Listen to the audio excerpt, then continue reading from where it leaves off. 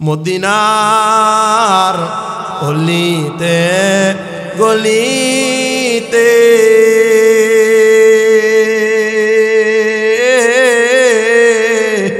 যখনই গ্রান লাগে শুধু মদিনার মেশকের গ্রান লাগে ওই মদিনার পথের দুনিয়া আমি ওই মদিনার পথের দুনিয়া আমি মাখতে পারলাম না মদিনা যাইতে পারলাম না মদিনা দেখতে পারলাম না মদিনা নাম কত মধু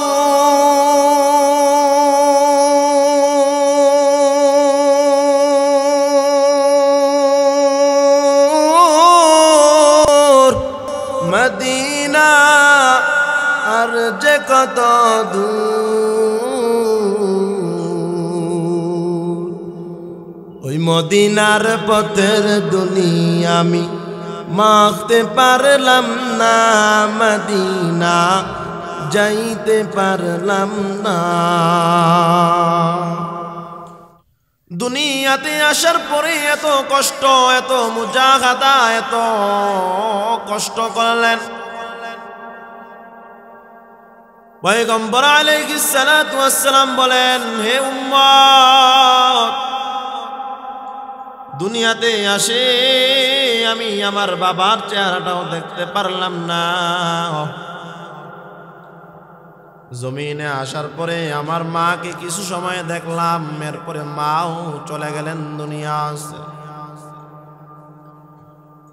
এখন আমি কেমন যেন অসহায় হয়ে গেলাম চারদিকে আমার দুশ্মন আমার এতিম বলতে কেউ নাই আমার আপন বলতে কেউ নাই আমি বড় অসহায়ের মতো হয়ে গেলাম পয়গম্বর আলাইহিস সালাতু ওয়াস সালাম বলেন আমি যখন দ্বীনের দাওয়াত দিতে গেলাম কাফের বেদিনেরা তো দ্বীনের কথাগুলো মানলই না উল্টা আমার উপর আঘাত করলো শুধু আঘাত বলতে কি আঘাত করেছ আমি নবীকে পাথর মেরে মেরে মেরে মেরে ওই তায়েফের ময়দান থেকে তাড়াইয়া দিস আর বলছে মক্কার মুহাম্মদ বড় পাগল তাকে জমিন থেকে তাড়াইয়া দে কারণ সে এক আল্লাহর কথা বলে সে নাকি নবী সে সত্য নবী তার কথাও বলে কারণ এটি তো আমরা বিশ্বাস করি না আমরা জীবন পর্যন্ত দেব দেবীর পূজা করলাম এখন আবার নতুন কালেমার কথা কোথা থেকে নিয়ে আসলো চোরে দুশুনে না ধর্মের বয়ান মানুষ তুমি বদ খাসলতের বদ আমলদারের যেই বয়ানই দাও না কেন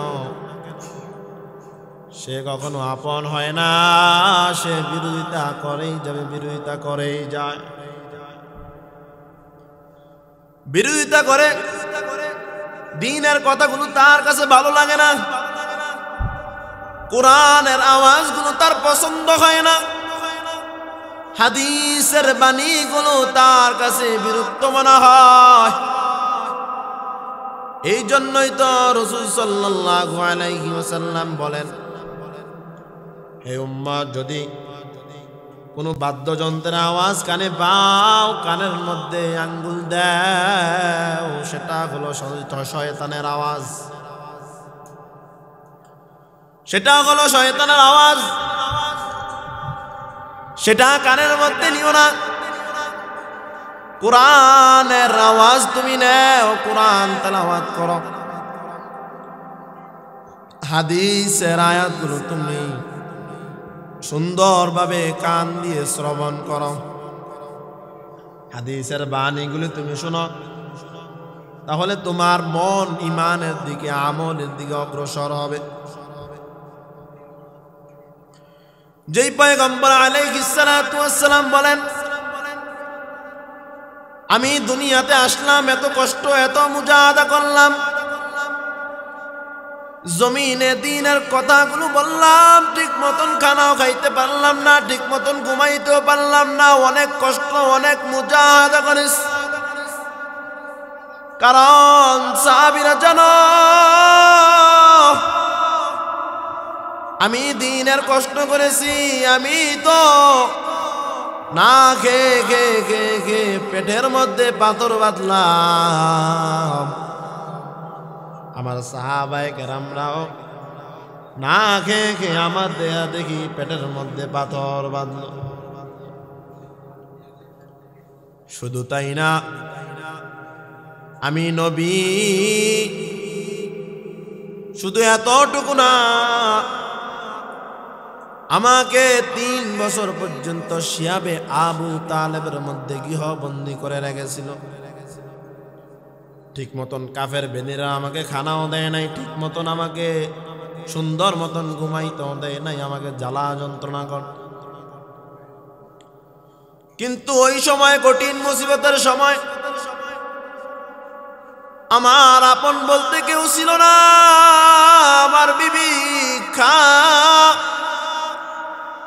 আমার বিবি খাদিজাতুল কুবরা আমার পাশে ছিল। ওই উঁচু পাহাড় বেয়ে, উঁচু পাহাড়গুলো বেয়ে আমার জন্য খাবার নিয়ে যাইত। পাথরের উপর দিয়ে এত কষ্ট করে করে করে আমি নবীর জন্য খাবার নিয়ে যাইত। আমি নবী, কারণ ওই সময় আমার আপন ছিল আমার বিবি খাদিজা। ওই খাদিজা দ্বীনের জন্য কত কষ্ট মুজাহাদা করলেন। পয়গম্বর আলাইহিস সালাতু ওয়াস সালাম বলেন, হে সাহাবায়ে কেরামরা, সুন্দর করে বিষয়গুলো অনুধাবন করে নেন। কারণ আমি নবীর জিন্দেগিটা সুখের জিন্দেগি না, আমি নবীর জিন্দেগিটা অনেক কষ্টের জিন্দেগি।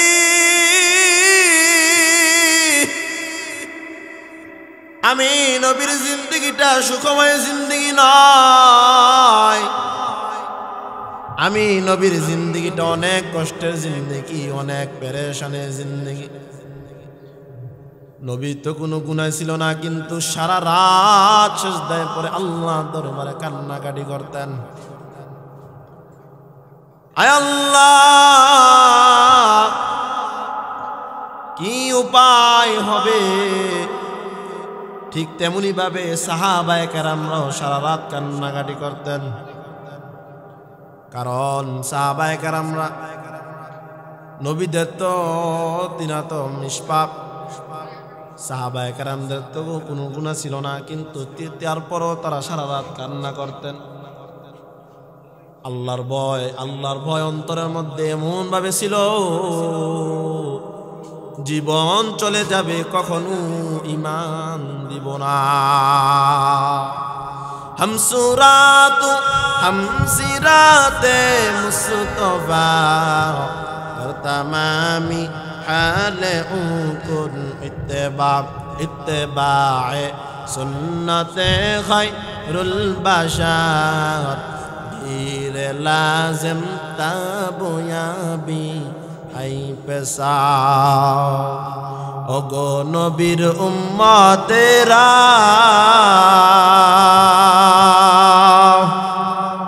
হয়ে আজি দিশাহারা,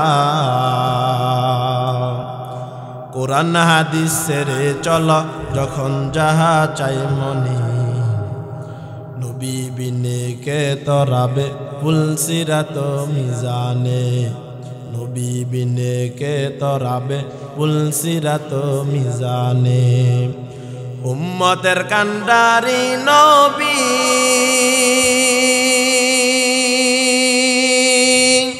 কাঁদছেন উম্মতের লাগি এখনো কাঁদেন নবীজি এখনো কাঁদেন নবীজি শুয়ে মদিনার প্রাণে নবী বিনে কে তরাবে পুলসিরাত মিজানে নবী বিনে কে তরাবে পুলসিরাত মিজানে এমন এতিম নবী আমার পিতা মাতা নাই যে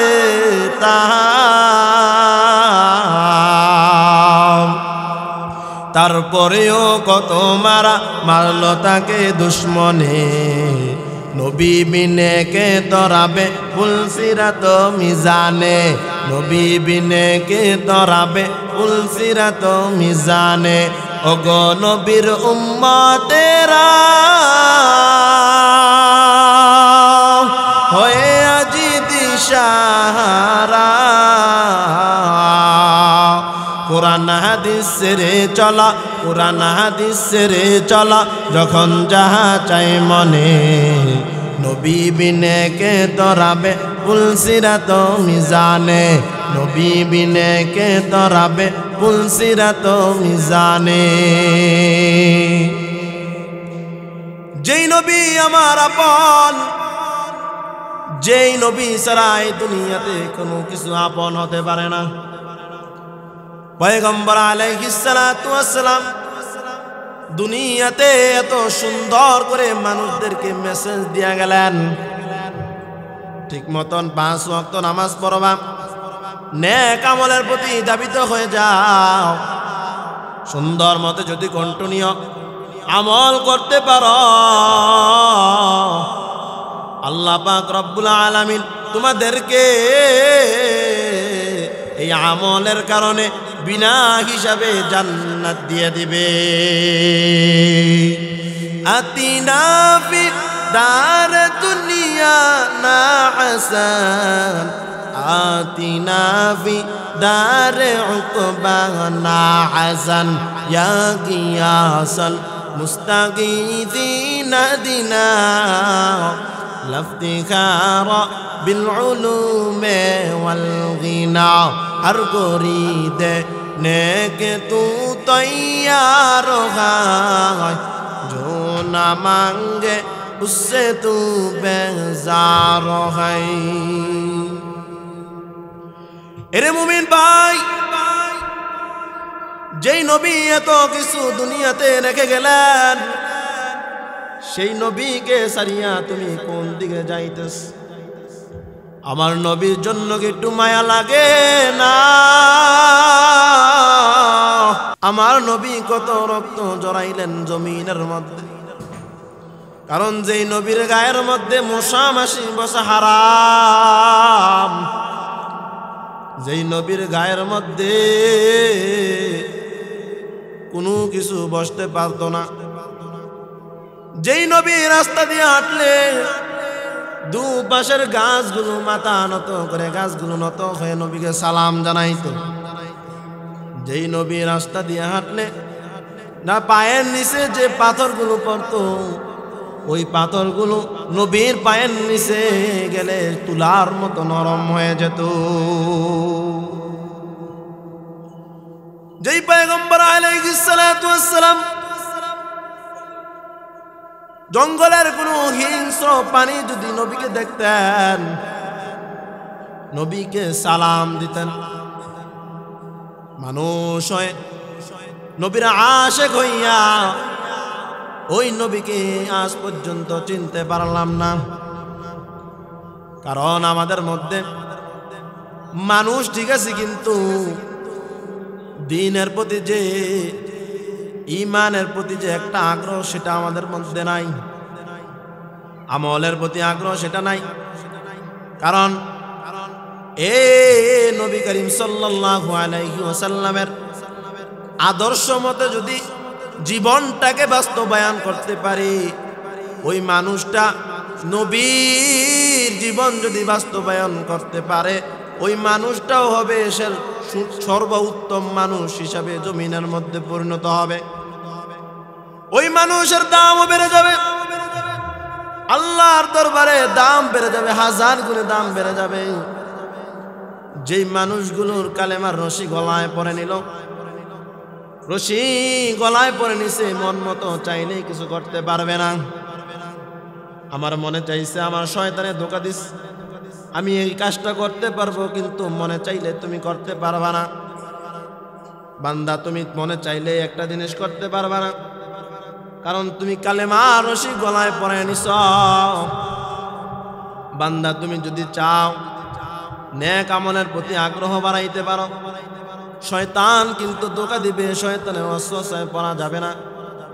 বান্দা, মানুষকে শয়তান খালি ধোঁকা দেয় আর আমলগুলো নষ্ট করতে চায়, কারণ শয়তান তো আল্লাহ তাআলার সাথে ওয়াদাবদ্ধ হয়ে গেছে। আমি তোমার বান্দার রগে রগে ঢুকবো, দেখবো তারা কিভাবে আমল করে। আর মানুষ যদি হিম্মত খাটাইয়া মাওলার ইবাদতের মধ্যে মশগুল হয়ে যেতে পারে, আর 2 রাকাত নামাজ পড়া 2 ফোঁটা চোখের পানি পালাইয়া আমি মাওলার দরবারে যদি কান্না করে দে, আল্লাহ বইলা ডাক দেয়, ও দুনিয়াবাসী শোনাও, ফেরেশতারা শোনাও, ওই বান্দার জীবনের সমস্ত গুনাহ খাতাগুলো আমি আল্লাহ মাফ করে দিব। যেই মালিক বান্দা তোমাকে এত কিছু দিলেন, এত কিছু নাজ নেয়ামত দেওয়ার পরেও ওই মালিকের অবাধ্যতা তুমি পোষণ করো। কারণ বান্দা, তোমার কপালটা, এই কপালটা তো কোনো কাজেই লাগে না, এটা তো একটা কাজেই লাগে, আমার মাওলার সেজদার জন্য। কারণ বান্দা, তোমাকে বাবা মা তোমাকে এত সুন্দর করে যত্ন করে তোমাকে বড় বানাইলেন, বড় হয়ে যদি তুমি মা বাবার অবাধ্য হয়ে যাও, ওই মা বাবার অন্তরে কি কষ্ট, আমার সন্তান আমার অবাধ্য হয়ে গেছে, ঠিক মতন আমাকে আম্মু বলেও ডাক দেয় না, ঠিক মতন আমাকে আব্বু বলেও ডাক দেয় না, আমার অবাধ্য হয়ে গেছে, সুন্দর করে সংসারও চালায় না। এই কারণে মা বাবার অন্তরে অনেক কষ্ট জাগায়। কিন্তু যেই মালিক আমাদেরকে বানাইছেন, আল্লাহ পাক বানাইলো, হে মুমিন, বেশি কিছু চাই না, একটা মাকসাদে ইবাদতের জন্য বানাইলাম। ইবাদত যদি সুন্দরভাবে করতে পারো, আমি মালিক তোমাকে সুন্দরভাবে ইবাদতের পদ্ধতিও বাতায় দিলাম। ওই ইবাদত করে করে তুমি আমি মালিকের সন্তুষ্ট অর্জন করবা। আর যদি আমার সন্তুষ্ট অর্জন করতে চাও, আমার ইবাদতগুলো তুমি করো, রাসূল সাল্লাল্লাহু আলাইহি ওয়াসাল্লামের আদর্শ অনুযায়ী চলো। আর সে মতে যদি না চলিয়া ওই কপালটা যদি মালিকের কাছে না ঠেকাইয়া কোন মাজারে ঠেকা, আমার আল্লাহর বড় মায়া হয়, বড় কষ্ট হয়। আরে বান্দা, তুই ছোট থেকে বড় বানাইলাম আমি, তোরে রিজিক দেই আমি, তোকে আমি শরীরের মধ্যে শক্তি দিলাম আমি, তুমি যে যৌবন শক্তিটা পাইলাম, যৌবনকালে শক্তি যে পাইলাম, এটা আমি মালিকের তরফ থেকে দিলাম। আমার মালিকের রিজিক খাইয়া ইবাদতের সময় তুমি আরেকজনের শরীক বানাইলা। আমার অন্তরটা তো মায়া, আমি আল্লাহ তো সহ্য করতে পারলাম না। আমার আল্লাহ দুনিয়াতে মানুষকে চাইলেই গজব দিতে পারে, কিন্তু আখিরি নবীর উম্মতের কারণে কোনো গজব দেয় না, গুনাহ করার সাথে সাথে কোনো গজব দেয় না। আল্লাহ পাক বারবার বারবার সুযোগ দেয়, বান্দারা তওবা করে কিনা, আমার দরবারে ফিরে আসে কিনা, আমি দেখতে চাই বান্দা আয় আয় আয় আয়, আমি মালিক তোমাকে ডাকতেছি। অতিও গভীর হয় রজনী যখন, নীরবে প্রভুর নাম জপিও তখন।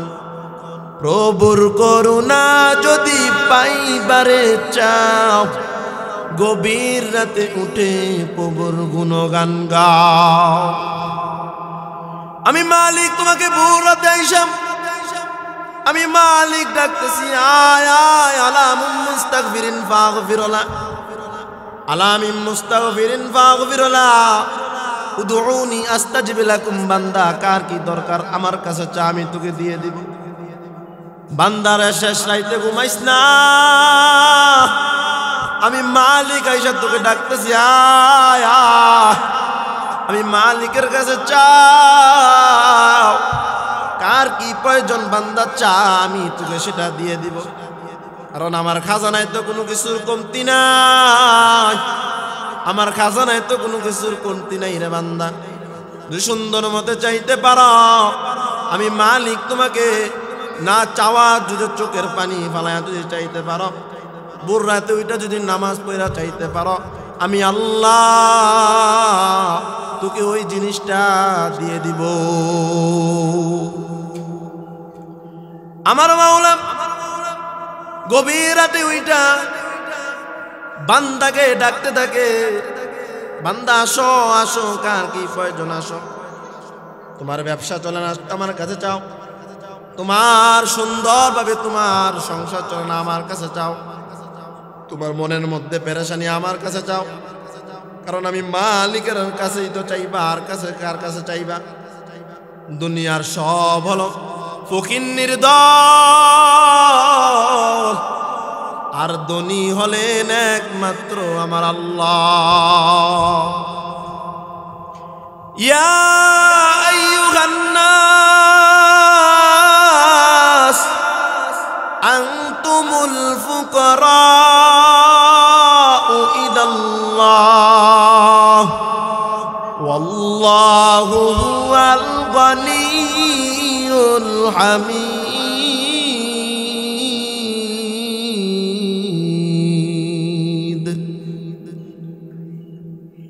আল্লাহ পাক বলেন,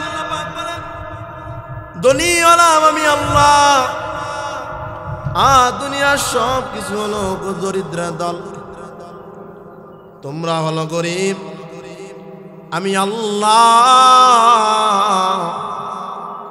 দুনিয়াতে যা কিছু করো না কেন, যত বড়ই দেখো না কেন, যত বড়ত্বই দেখাও না কেন, আমি মালিকের কাছে কিছুই টিকবে না। আমি মালিক যা চাইব, দুনিয়ার সব মানুষ মিলিয়া যদি কিয়ামত পর্যন্ত ওই জিনিসটাকে বাস্তবায়ন করতে চাও, আমি মালিক যদি না চাই, সেটা কখনো তোমার করা সম্ভব হবে না। আর বান্দা তুমি যদি যেটা করতে চাও, আর তুমি যদি একটা জিনিস করতে চাইতেছ, আর আমি যদি মালিক না চাই, বান্দা কিয়ামত পর্যন্ত তোমার জিন্দেগির হায়াত পর্যন্ত ওই জিনিসটা করে তুমি কোনোদিন সফল কাম হতে পারবা না।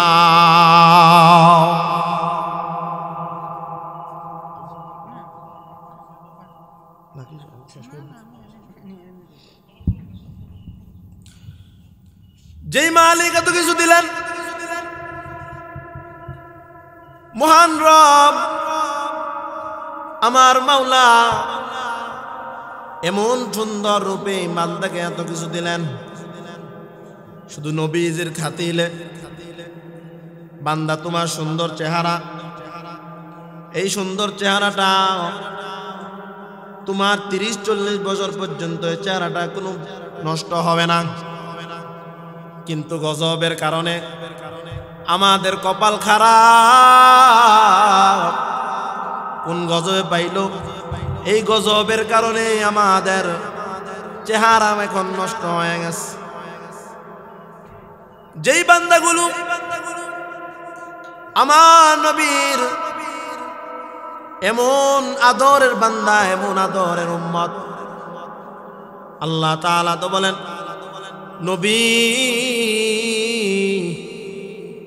দুনিয়াতে মানুষগুলো চলতেছে, ওই মানুষগুলো তো আপনার উম্মত। কারণ আমি পয়গম্বর আলাইহিস সালাতু ওয়াস সালাম বলেন, আনা খাতামুন নাবিয়্যিন লা নাবিয়্যা বাদি, আমি তো শেষ নবী, আমার পরে কোনো নবী আসবে না, আমার পরে কোনো নবী আসবে না। আর যদি কেউ নবী দাবিও করে বসে, তার মতো কুলাঙ্গার জমিনে রাখাও যাবে না। এই জমিনের মধ্যে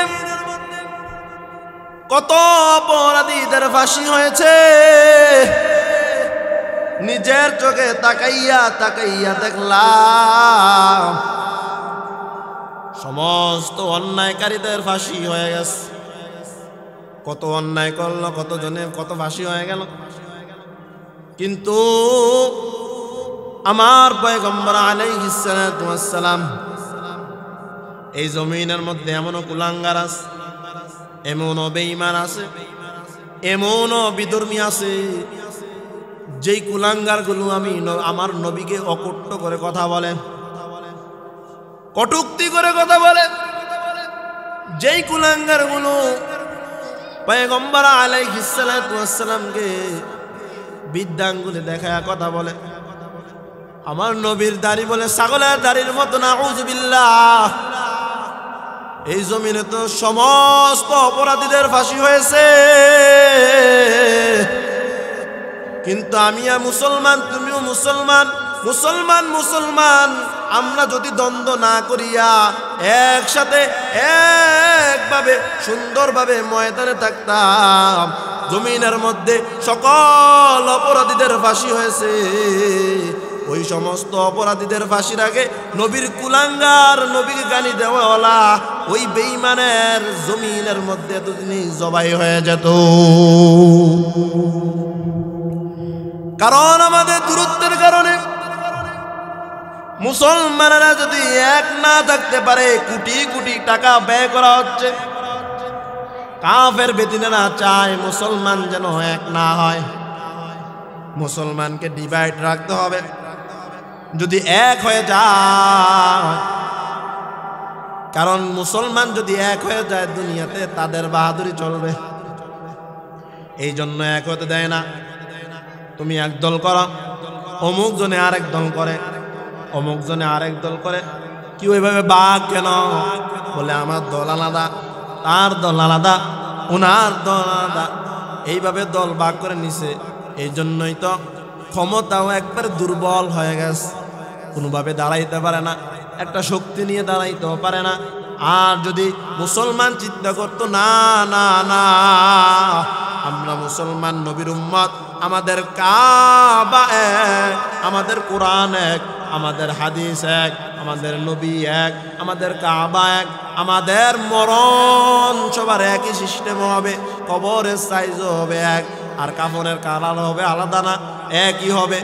আর যদি আমরা একভাবে চিন্তা ভাবনা নিয়ে চলতাম, এই জমিনের মধ্যে সুন্দরভাবে চলতাম, এক প্ল্যাটফর্মে যদি সুন্দরভাবে ময়দানে দাঁড়াইয়া থাকতাম, কোন কাফের বেদিনের সাহস হতো না মুসলমানের চোখের সামনে দাঁড়াইয়া কথা বলবে।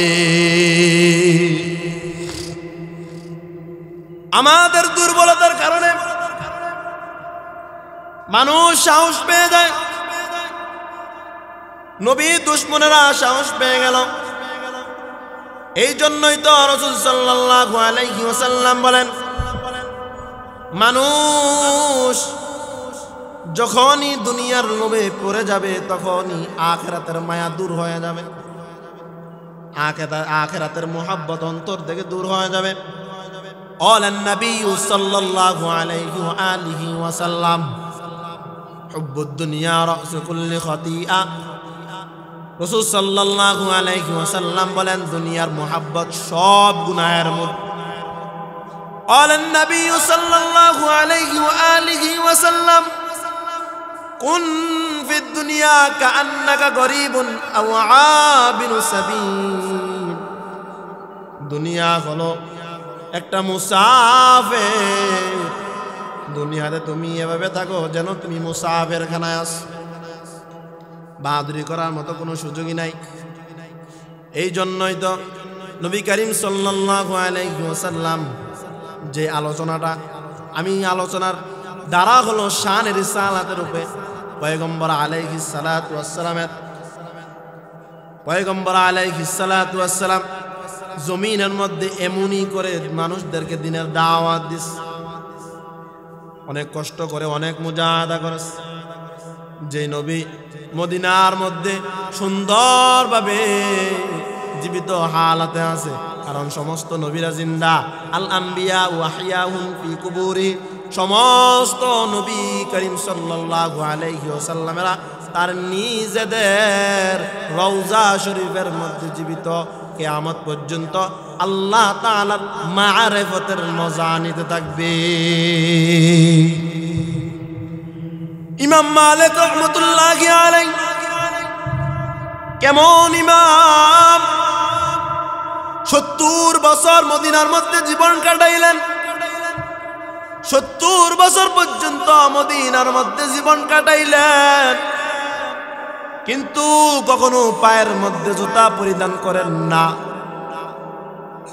মদিনাবাসীরা জিজ্ঞাসা করে, হে ইমাম মালিক, আপনি মদিনার জমিনে জীবন কাটাইলেন 70 বছর, কিন্তু কখনো তো জুতা পরিধান করেন নাই, কারণ কি?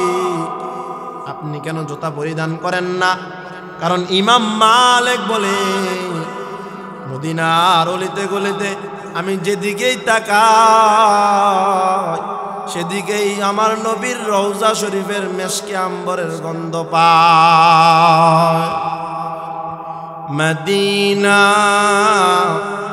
যাইতে পারলাম না, মদিনা দেখতে পারলাম না, মদিনা যাইতে পারলাম না, মদিনা দেখতে পারলাম না।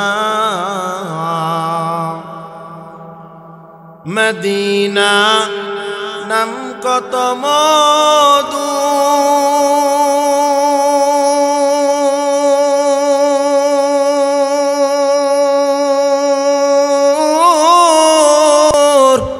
মদিনা আর যে কত দূর, ওই মদিনার পথের দুনিয়া আমি মাখতে পারলাম না, মদিনা যাইতে পারলাম না। মদিনা নাম কত সুন্দর,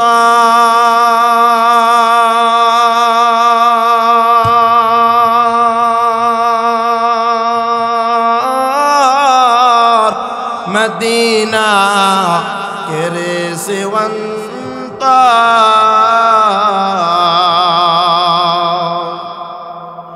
পাখির নাই ডানা থাকলে যেতাম মদিনা, মদিনা যাইতে পারলাম না, মদিনা দেখতে পারলাম না, মদিনা যাইতে পারলাম না। আরো বেড়ে উবাল গাওয়া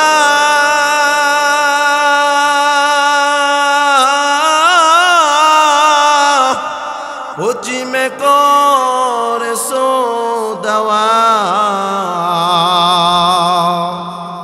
এই গরিবের দুঃখী সালাম, এই গরিবের দুঃখী সালাম পৌঁছে দিও মদিনা, মদিনা যাইতে পারলাম না, মদিনা দেখতে পারলাম না, মদিনা যাইতে পারলাম না।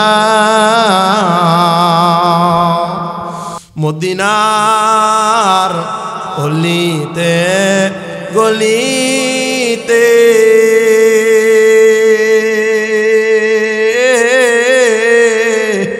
যখনই গ্রান লাগে, শুধু মদিনার মেশকেরে লাগে ওই মদিনার পথের দুনিয়া আমি ওই মদিনার পথের দুনিয়া আমি মাখতে পারলাম না মদিনা যাইতে পারলাম না মদিনা দেখতে পারলাম না মদিনায় যাইতে চান কি চান না আল্লাহ সবাইকে একবার হলেও আপনার ঘর কালো গিলাপ ধরে লাভবাহিক বলার তৌফিক দেন ওই সবুজ গম্বুজের পয়গম্বর আলাইহিস সালাতু ওয়াস সালামের রওজা মুবারক সালাম জানাবার তৌফিক দেন আয় আল্লাহ দুনিয়াতে এমনও মানুষ দেখেছি টাকা নাই পয়সা নাই বাড়ি নাই গাড়ি নাই কিন্তু রসুলের মোহাব্বত আছে আল্লাহ কোনো না কোনো উসিলায় আপনি তাকে মদিনায় নিয়া মক্কা মুরা ঘুরাইয়া আবার দুনিয়ার দেশে পাঠাইয়া দিছে আয় আল্লাহ আপনার দয়া আপনার মেহেরবানিতে সব সম্ভব অসম্ভবের কোনো কিছুই নাই আয় আল্লাহ আপনার দরবারে কোনো কিছুর কমতি নাই মাওলা আপনি যদি চান বান্দাকে আপনার বান্দাকে আল্লাহ আপনার ঘর দেখাইয়া আপনি তার সান্ত্বনাকে সুন্দরভাবে সান্ত্বনাকে মনকে খুশি করে দিবেন আল্লাহ পাক আপনি সেটাও আপনার দ্বারা সম্ভব যেই মালিক যা কিছু চাইবে সবই সম্ভব হয়ে যাবে আল্লাহ না আল্লাহ পাক রব্বুল আলামিন চাইছে ইব্রাহিম নামের বান্দা দুনিয়াতে আসবে কিন্তু নমরুদ নামের বান্দা চাইছে ইব্রাহিম নামের বান্দাটা যেন দুনিয়াতে না আসে ছেলে সন্তান হলেই হত্যা করে দিবা আমি মালিক যা চাইব তাই হবে আর আমি মালিক যা চাইবে না তা কখনো হবে না তুমি ঘটাইতে পারবে না যা চেষ্টা করবা চা বিফলে যাবে আল্লাহ পাক বলে নমরুদ তোর কাছে রাইখে আমি ইব্রাহিমকে পালবো ইব্রাহিমকে বড় বানাইব তোর খাবার খাওয়াইয়া আল্লাহ পাক রব্বুল আলামিন তাই করলেন কিন্তু নমরুদের কথা তো টিকলো না টিকলো আমার আল্লাহর কথা ফেরাউন নামের বান্দা চাইছে মুসা নবী যেন দুনিয়াতে না আসে মুসা নামের বান্দা যদি দুনিয়াতে না আসে আমার আল্লাহ কয় না না আমি মালিক তো জানি কাকে পাঠাইতে হবে দুনিয়াতে ক্ষমতা তো আমি মালিকের হাতে ক্ষমতা তো তোমার হাতে নাই কারণ ক্ষমতার মালিক হলাম আমি আল্লাহ আমি যা তাই তাই হবে মাওলা মুসা নবীকে পাঠাইলেন আল্লাহ পাক বলে তোরে থাপ্পড় দিয়া মুসা নবীকে দিয়া আবার তোকে সুন্দর করে সাইজ করামো মুসা নবীকে আল্লাহ পাক পাঠাইলেন দুনিয়াতে মুসা নবীর হাতে ফেরাউনকে থাপ্পড় দিয়া আবার ফেরাউনের ঘরেই সুন্দর করে মুসা নবী চলাফেরা করছে আল্লাহ পাক বলে বান্দা কি চাইতেছো দুনিয়াতে দুনিয়ার ভয় দুনিয়ার মোহাব্বতের মধ্যে পড়ে গেছে কারণ আখিরাতের মায়া দূর হয়ে গেছে দুনিয়ার মোহাব্বত তো এমন একটি জিনিস যা কখনো মানুষ ছাড়তে চায় না দুনিয়া ছেড়ে তো কেউ যাইতে চায় না কারণ দুনিয়া আকৃষ্ট করে ফেলে দুনিয়া হলো এমন একটি জায়গা কারণ বান্দা দুনিয়াতে যতই দাবটগিরি করে চলো না কেন তোমার মতন থাকা তো কোনো পসিবল হবে না তুমি তো থাকতে পারবে না হাজারো চেষ্টা করবা আমার মালিক তো তোমাকে থাকতে দিবে না আল্লাহ পাক বলেন বান্দা তুমি কোন দিকে যাইতেছ আমার রহমতের দরজা ছাড়িয়া তুই কেন জাহান্নামের দিকে দৌড়াইতেছ আয় আয় আয় আমি আল্লাহ তোকে ডাকতেছি আয় আয় আমি রহমতের দরজার দিকে ফিরে আয় আমি রহমতের দরজার দিকে ফিরে আসো কারণ আমি রহমতের দরজা ছাড়া আর কোনো দরজা পাইবা না রে বান্দা যেখানে যাইবা সেখানেই জাহান্নামের আগুন যেখানেই যাইবা সেখানেই জাহান্নামের আগুন। কারণ আমি মালিকের রহমতের দিকে ফিরে আয়, কারণ আমি মালিক তোকে ডাকতেছি আয় আয়। আমি মাওলাকে সন্তুষ্ট করে যদি চলতে পারো, আমি মাওলা তোকে বিনা হিসাবে জান্নাতে দিয়ে দিব। সুবহানাল্লাহ। আল্লাহ পাক রব্বুল আলামিন আমাদেরকে পয়গম্বর আলাইহিস সালাতু ওয়াস সালামের আদর্শ অনুযায়ী চলার তৌফিক দান করুক। সকলে বলুন আমিন।